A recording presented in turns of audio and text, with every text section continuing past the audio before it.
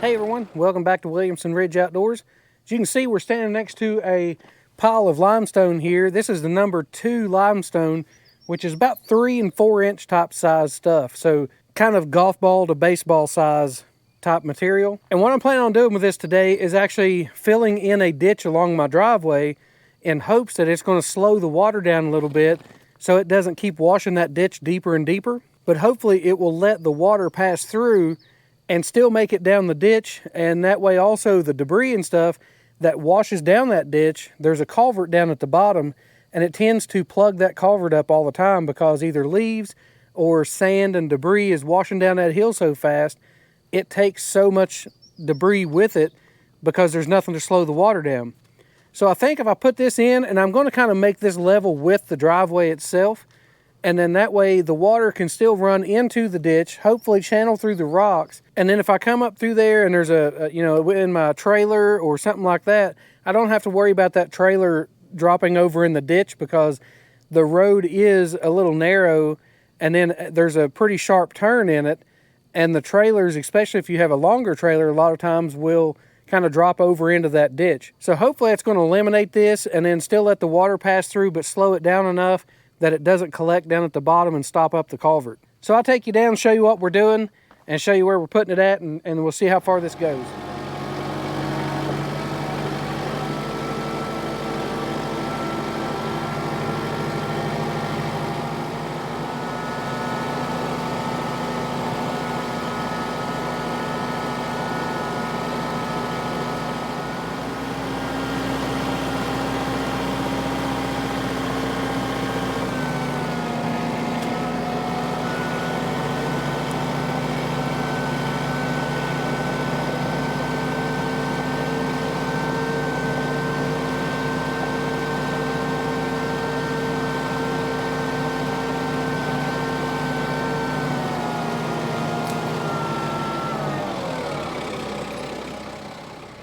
So as you see here along the side of the driveway, I've got a pretty good ditch down through there, and that's channeling the water pretty good. As you can see, there's not a lot of erosion on the driveway itself, and I've got it sloped towards the ditch, and it's been working pretty good, but there's so much volume of water that goes through there that it washes all the sand and debris and stuff out of there and then clogs up the culvert that's way down there at the bottom. Right in through here, you can see where I actually dropped the dump trailer off there earlier, and that's getting really deep right there. So I'm thinking if I fill this in and get these larger rock in here, they won't wash out, and it'll still allow me to run the trailer over it and not have to worry about it dropping in that ditch. But then the drainage and stuff here on the driveway will still be good, and everything where it's sloped to that ditch, it should drain and then run through the rocks with very little erosion.